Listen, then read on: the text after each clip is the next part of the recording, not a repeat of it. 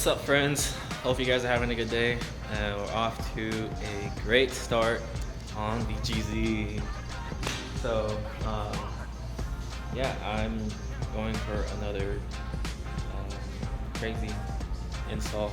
I've been wanting to wide body it for quite some time. Reason being, let me show you right over here if the lighting is good. If you can see the front end versus the rear end from like straight on back, there is a big difference. Sorry, it's kind of blurry, but I'm trying to get to focus. But the fronts are just a tad wider than the rear, so it has honestly been like on my mind for the longest time to just, I'll just go for a wide body. Now I wish I wide bodied it. I wish I would have had wide bodied it before fully wrapping it, but it's like back and forth. I just wanted to drive it, have some fun with it, and then I did enjoy it, at least for a good, maybe solid 5 months.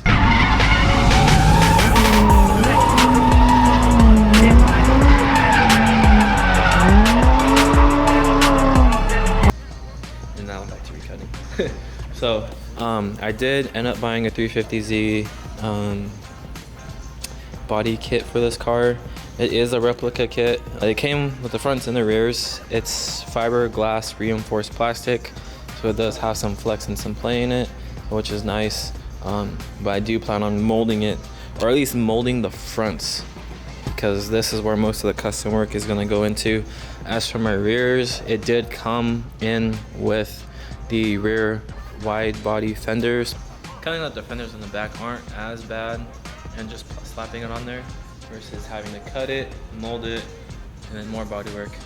And that's gonna force me to rewrap the whole back half of the end of this car if I do mold the Z fenders on there. So henceforth, I just want to focus on the front and doing the body work on up here. I did this yesterday, so that's perfectly placed where I want it to be.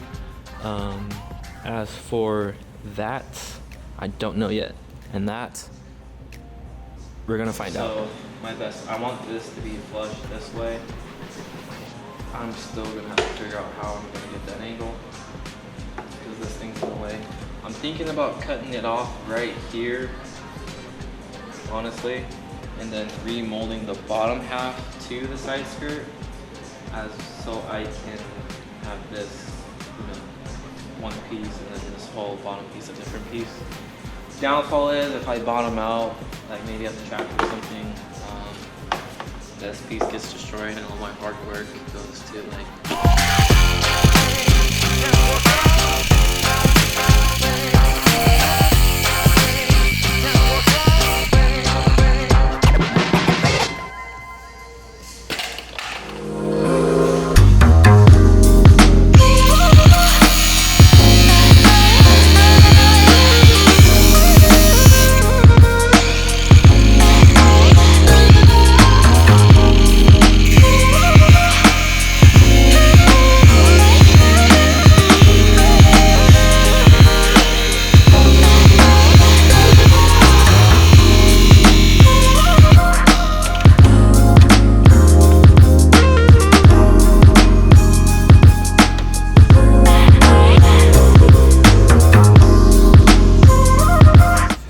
So another benefit to me doing this process too is that it's going to be a lot lighter. I already threw away the pieces, but they felt pretty heavy the way I did it. So there's still a little bit of metal in there, a lot of Bondo, a lot of fiberglass, but now I have an idea and of what to do in the process of this. So battery's charging for the angle grinder.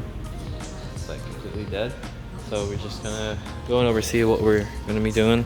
Cutting that in half, or just cutting that at least quarter part off over here to get an actual visual of what it's gonna look like on there before I drill some holes and get that settled in, and then fully commit to getting it molded for sure. So do you have an idea of what's going on? Slightly just winging it, but that's okay.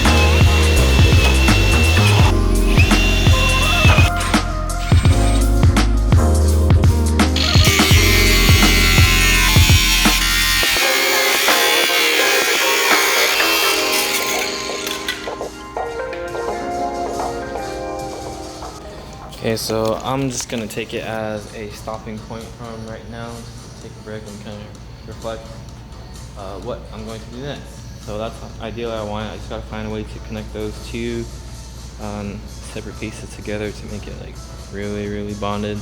I know for sure I'm gonna mold it, but just having maybe a couple, I don't know, maybe a bracket or something, just to hold it so it's strong. If you made it this far, thanks for watching. Like I said, hope you guys enjoy this process as much as I am, in a way. So I'm kind of stoked to see where it's gonna be headed. So I'll catch you guys in the next one. See ya.